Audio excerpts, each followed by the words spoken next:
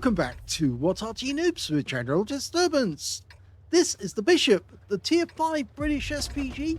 This one's located on the southwest corner of Arctic region, otherwise known as Mannerheim Line, and this one is under the command of Vlayer of OLIMP, and that's the same clan I'm in. Game on! Okay, well, this vehicle is basically a Valentine 2 that's been converted to house a 25-pounder artillery, a howitzer, and with a casement around it.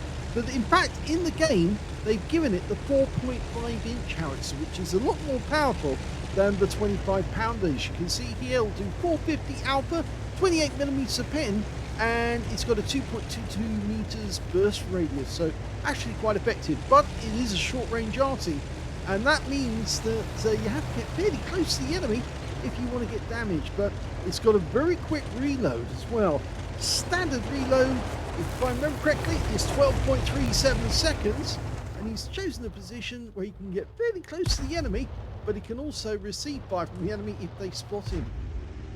Now, 12.37, as I said, is the standard book reload. He's got a reload of 12.16, so he's actually knocked a tiny amount off, only 0.2 seconds, but it's really the speed that can do it, because you can actually put out damage per minute over 2,000. And look at this, 159 from the Excelsior. The guy goes down immediately afterwards.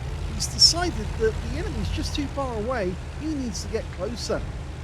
It is a risk, but he is based on the Valentine tank, which is a walking tank. That's why it's so slow. Maximum speed 24 kilometers an hour.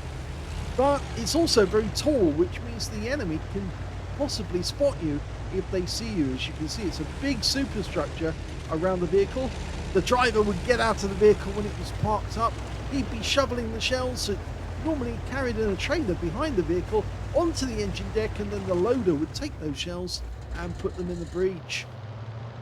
So it had a 4-man crew: commander, gunner, loader, and the driver. And the driver had 2 jobs to do. Now, these enemy tanks don't want to come around the corner, and I think they know that there's a Bishop in play, and they realise that this can be quite deadly. Another hit. This time it's 183. Yes, it can be very deadly as well, because it's super accurate as well. When fully dialed in, you can almost aim for a specific part of the vehicle and get that, and actually put the shell where it'll do the most damage. Occasionally, if the enemy moves about, it makes it a little more difficult. Oh, he's just spotted a problem, and he's been spotted. It's an IKV-65-2, and he didn't spot that one.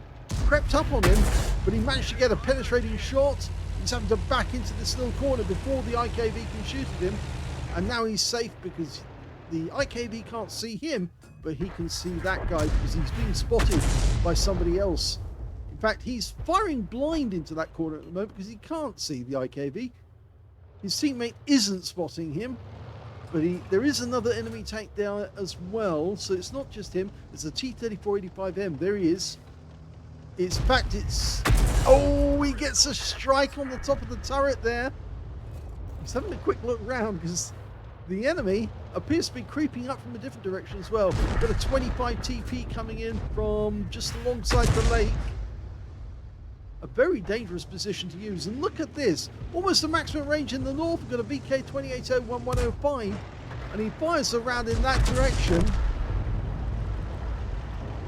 Or did he? I'm not sure he did actually fire around at the 28, but now he's feeling the pressure because his teammates are going for the cap area, and he's been left behind with a T-67 and an AUC, and we've got a couple of tanks coming back to try and get some damage. Rounds out.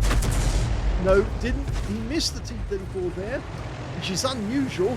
At this range, you normally get direct hits. Okay, can you do it again? Go for it.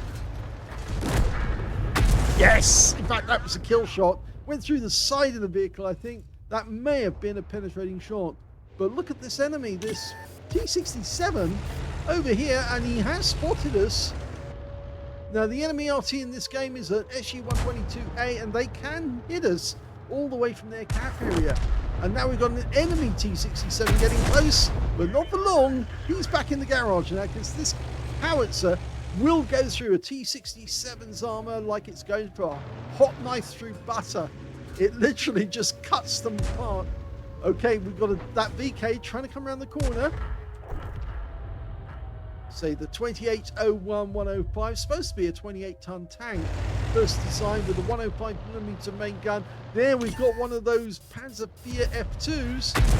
And he takes that apart with one shot. Now, those things are supposed to be tough. But no, he made mincemeat of that. And we've got one enemy in the cap area. We can't see it at the moment. We need the AEC to show us where he is. There he is. Okay, now we can get a reset. He fires snap. Misses. We have got a reset. The HH got it, I think. Or was it? No, somebody else got it. And this guy is at maximum range, so we're going to have to get a little closer if we want to get a shot on target. He's still in the cap, so he's still there. He fires one shot, snap. Not fully dialed in. And there's a Chaffee there as now. He's only a short distance away. I think he's hiding behind the rocks. There he is. And he's dangerous now because he can shoot us. Now, got to watch out he doesn't shoot us. We can keep him under cover, but we've still got to get this reset. Now, there was a reset there for some reason. I think one of the other guys shot at him. The OI experimental rounds out. I think they've gone out of the cap now. Okay, so now it's two enemies left. The Chaffee, the Strip 74. And on our team, we've got Vlayer, a Jackson to the north who's coming in to try and help spot for us, and an OI experimental. The Jackson's probably thinking he can get one-shot kills so long as he knows where the guy is. There's the Chaffee. Now, the Jackson should deal with the Chaffee first, and he is. He's doing that. And in fact, the Jackson gets the kill on the Chaffee. We just need to know where the Strip is. And we're getting a bit closer to get a close a shot, but he should stop now and take aim. There he is. Okay, he's gone back out of the cap. That shot missed. It was a bit snap, but he can get him. He's down to his last few hit points. Line it up. Rounds out. Now. Well, it was at the base of the tree, hoping that he would actually get him, but he is hiding behind those trees at the moment. Jackson's getting very close. There he is. Now, line it up. Oh, we missed out on that kill. And we get a twang from the wreck.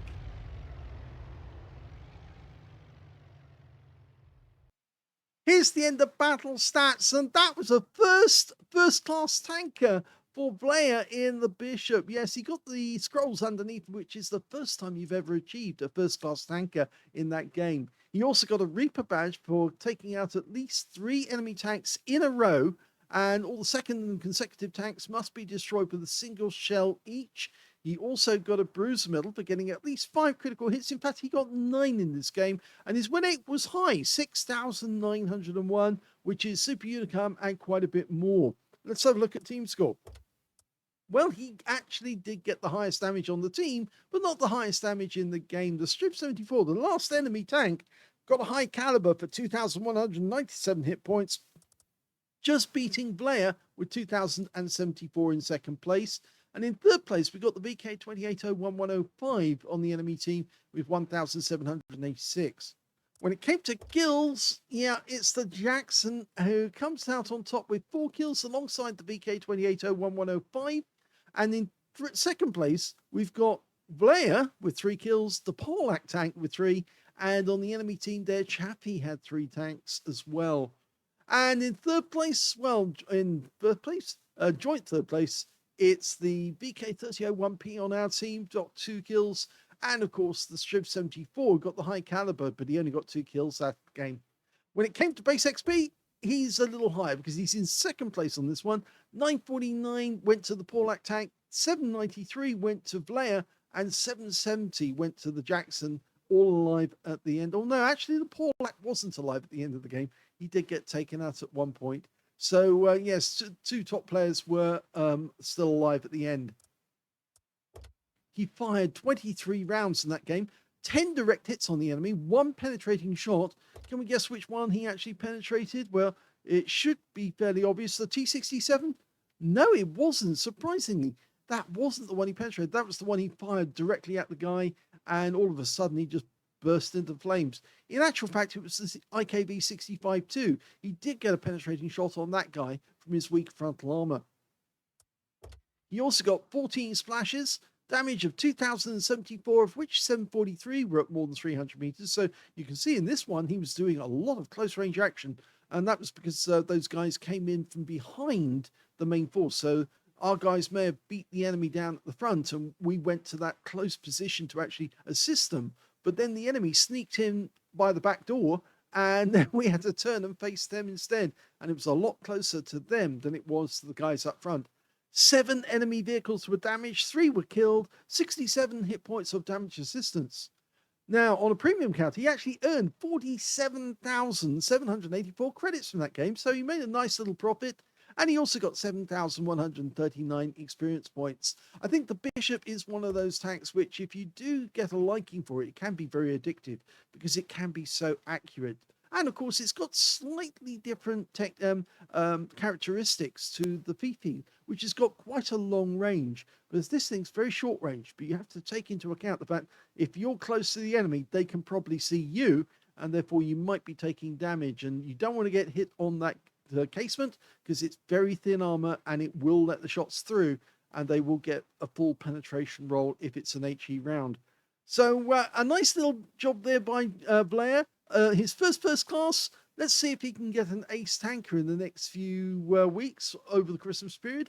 I suspect he will if he keeps playing it. Certainly if he keeps getting win 8s like that. If you enjoyed this replay, please give this video a like. Do subscribe to our channel. Leave a little comment down below because it feeds the algorithm. And thank you for watching.